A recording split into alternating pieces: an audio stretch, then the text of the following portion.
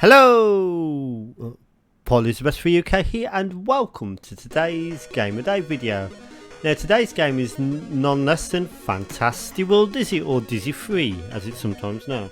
Okay, so this game appeared on the ZX Spectrum, which is my favourite version of the game. That's definitely true. It also appeared on the Commodore 64, the Amstrad CPC. Now on the 16-bit micros and the PC, it was enhanced with these more colourful graphics and redesigned, like graphic wise, with all the sprites and the characters and stuff of the York Folk and stuff. But I always preferred the look of the 8-bit games. But anyway, so this is the Atari ST version, so let's have a look at this one. Let's start the game. Now you start off in the castle's dungeon and there's this troll. Now one thing I did know is like a sort of guard for the castle, like a sort of worker for the castle. And what I didn't know at first, back in the 80s or the early 90s, sorry, that you could give the apple to the troll. I didn't know that first. It doesn't really help you much. You give the apple to the troll. For me, you're so generous. I like to let you pass, but if the king found out, he'd torture me. However, you could escape through the fire using the water. Okay, so he's just giving us a little bit of a hint in return for my apple. I don't know why I've got an apple, but there you go. Okay, so let's use a jug of water on the fire here. You throw the jug of water onto the fire and the flames are quickly quenched. Okay. Now you'll notice on the, if you find, oh fuck, I didn't mean to do that. Right, okay, I've just lost a life. You'll notice on the Amiga version there's no sound effects if I do a jump. Sorry, this is not the Amiga version, it's the Atari ST version. But I think it also applies to the Amiga version. If you jump, there's no sound effect. There was on the Spectrum, so that's different. I think maybe Carl Masters wanted to keep the music intact, because what would happen is if you interrupt the music with the sound effects, it uses a valuable sound channel which sort of like gets rid of one of the beats or one of the instruments in the song sort of thing. Okay, so on what I was trying to say before I drowned it was, drowned it, is that a word? Drowned is on the 16-bit versions you can go over here as well. This wasn't on the 8-bit machines as far as I know. Like the Spectrum, I know it definitely wasn't on the Spectrum version, and the Commodore 64 version, I don't believe it was on that either. But yeah, there's this secret route. Oh, you fuck, I've just went into the fire here. There wasn't this little bit on the Spectrum. Oh, you fuck! I've just got killed right here. Oh, you boona. So obviously the Atari ST version is pretty much identical to the Amiga version, apart from the music. Because the Atari ST has the I'm just going to put the apple on the table this time. Let's put it on behind it.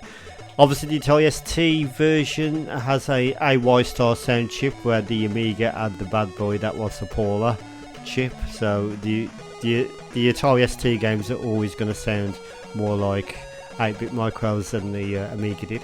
But yeah, it seems to play really well. Let's give the bread to the rat. That's what you've got to do to get past this rat.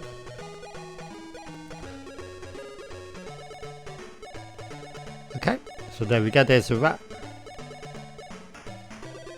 Right, okay. So this is a snap pack to...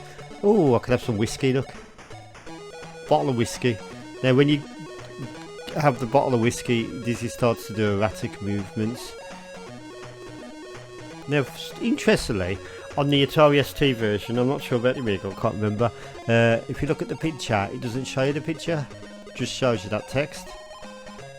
It did on the Spectrum 1 to 8K. It showed you the actual loading screen of Treasure Island. I'm not sure why the 16-bits can't handle that with all our additional memory. Maybe there was just no loading picture, so they can't really display it. So the 16-bit versions have a sort of like scrolling look to each flip screen, which sort of trying to enhance in it a bit. Obviously on the old games it was just next screen, there was none of this scrolling effect. Now one thing you will notice on the 16-bit versions as well, certain characters have got actual cartoon images. Let's see if it works, hopefully it will. Hopefully we're not going to get a crash here. Oh, don't tell me we're going to get...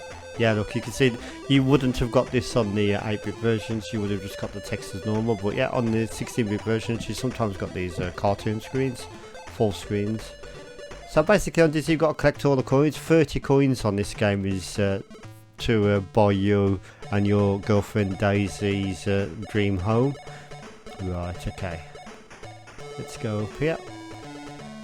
So Dizzy, if you love him or hate him, he was a lovable egg who liked to please his Mrs. Daisy and like please the York folk and stuff. Right, get this bone here, we're going to need that. I don't know why there's a bone in the loft or the attic, I'm not quite sure why that is, but let's take the bone down.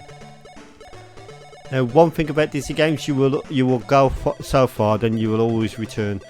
Let's press the switch actually. You will go so far into the game and then you will have to return back. It's sort of like a big quest where you have to go back to certain areas that you've explored way at the start. So it's quite a big adventure, and it does take some time and patience.